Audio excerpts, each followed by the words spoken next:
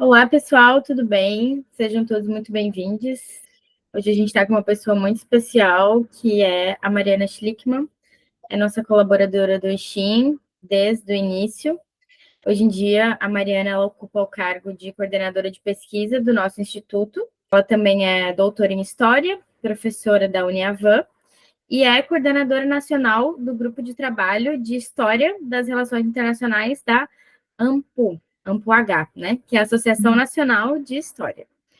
E hoje nós vamos falar um pouco sobre a China e a humanidade com o futuro compartilhado. Pode ficar à vontade. Oi, todo mundo que está nos assistindo, sejam muito bem-vindos a este curso. A minha fala hoje, ela é, claro que a China, ela é central, mas a ideia é falar um pouco da geopolítica, é entender um pouco por que o mundo chegou aqui e o papel da China nisso, né?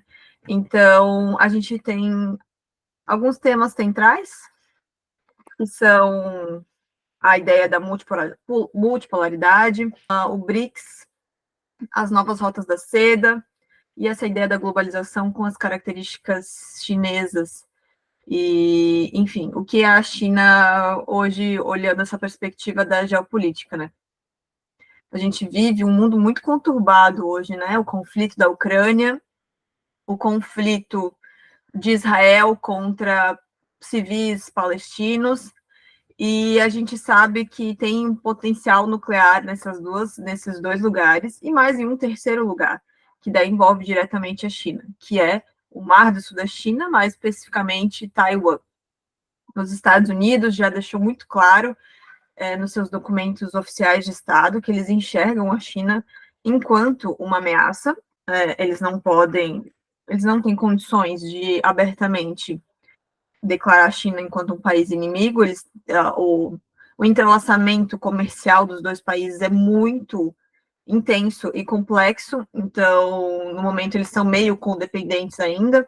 A China tem feito um esforço para desdolarizar a sua economia, porque ela é o país que mais tem ativos da dívida do Tesouro dos Estados Unidos, e, ao mesmo tempo, junto com a Rússia, ela criou um sistema de pagamento paralelo ao SWIFT, ou seja, buscando não utilizar o dólar, para justamente conseguindo desacoplar a sua economia dos Estados Unidos.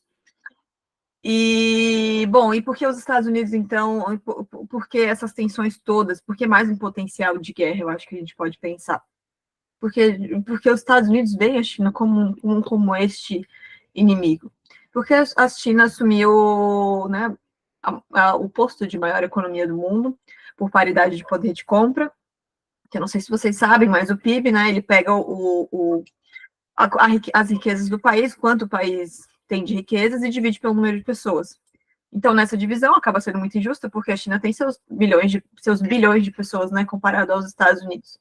Agora, quando se faz essa conta da riqueza de um país pela paridade de poder de compra, você pega o que uma pessoa pode comprar com $100 dentro daquele país. Então, em paridade de poder de compra, a China é a maior economia do mundo hoje.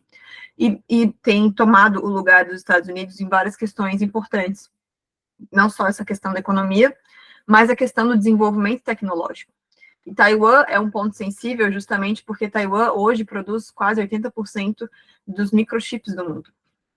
Então, não é à toa que é justamente ali que os Estados Unidos estão preocupados com a democracia e querem levar a sua democracia, estão preocupados com o que acontece com os taiwaneses. A intenção é o que acontece, é uma velha prática deles, utilizada em muitos e muitos lugares, incluindo no Brasil, que é destabilizar o país, né? Buscar destabilizar o país para criar conflitos ali na fronteira e buscando uma destabilização interna da China. Então, há uma grande quantidade de equipamentos militares estadunidenses em diversas bases ali naquela região. Eles frequentemente violam o espaço marítimo chinês, mas a China tem se comportado sempre de uma forma muito mais madura do que os Estados Unidos, porque sabe o potencial perigoso de uma guerra, né? Os Estados Unidos ainda têm uma superioridade perante a China na questão militar, tecnológica, mas os Estados Unidos sabem que não por muito tempo, assim, em cerca de máximo de 3 a 5 anos, a China vai ultrapassar eles em tecnologia militar. Isso com grande ajuda e com colaboração das parcerias estratégicas que o país tem feito com a Rússia. Então, esse é um ponto hoje importante, né? Como a China chegou a se transformar no que, em um país tão importante a ponto de ser considerado uma ameaça aos Estados Unidos, a ponto dos Estados Unidos buscar criar um conflito para desestabilizar o território chinês. Essa longa jornada da China chegando até aqui envolve, né, desde a criação do Partido Comunista, envolve desde o famoso século da humilhação, antes disso, a criação do Partido Comunista, a tomada do poder pelo Partido Comunista, e o desenvolvimento do que os próprios chineses chamam de socialismo com características chinesas, né? Então, a China foi um processo de décadas, mas é um processo rápido, se pensar o tamanho da China, a complexidade de lidar com um país desse tamanho, e para tirar milhões e milhões de pessoas da pobreza extrema, foi um processo que podemos considerar rápido, né? Então, a China pegou as ideias do marxismo e adaptou para o seu país. Teve como pequeno timoneiro, Deng Xiaoping falava, atravessando o rio, tateando as pedras.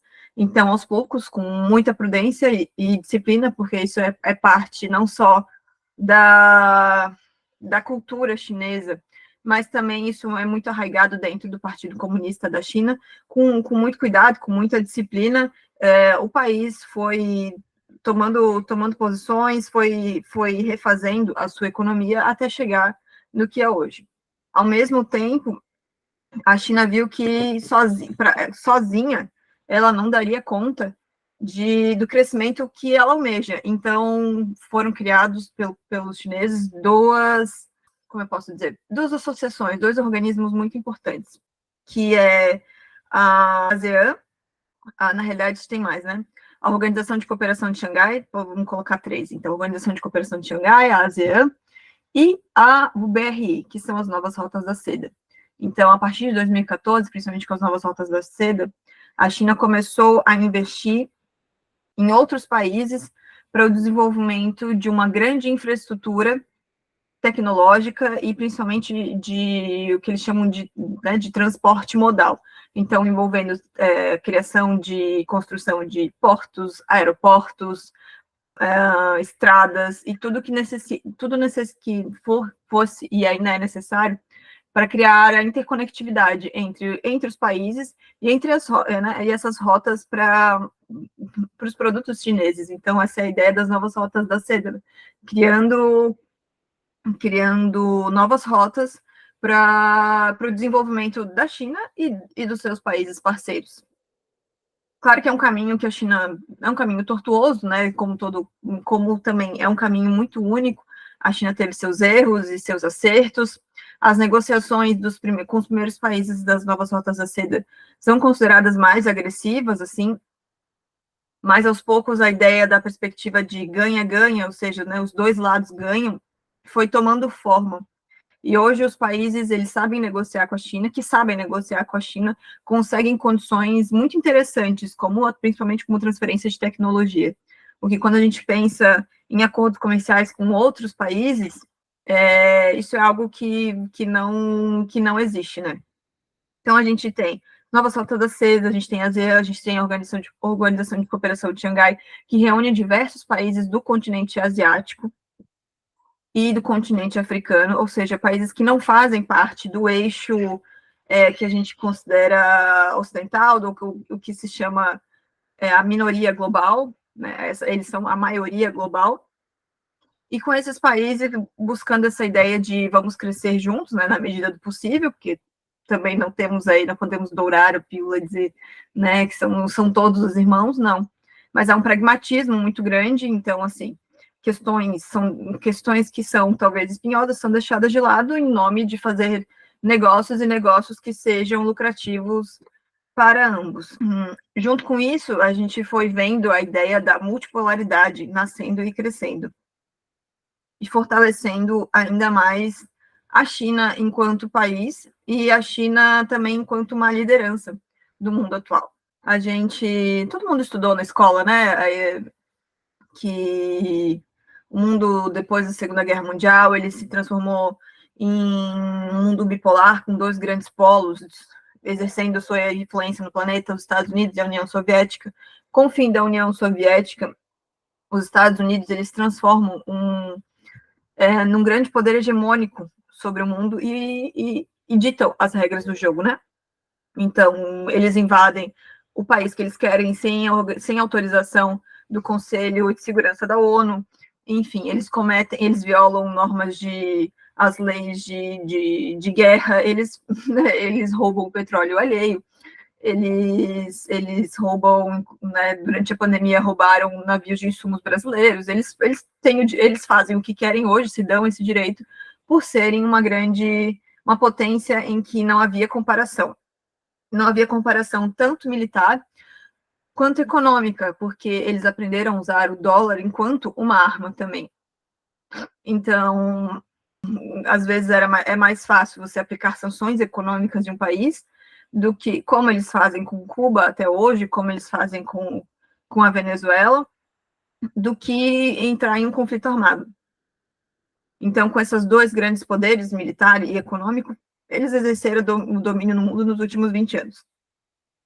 Mas, como todo império, ele é finito, uma hora ele acaba, ele vai ruir e acabar.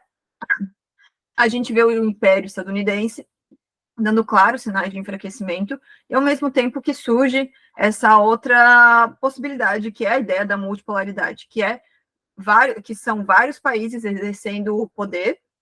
Então, quanto mais países, melhor, porque assim a gente não tem um grande país exercendo uma grande dominação.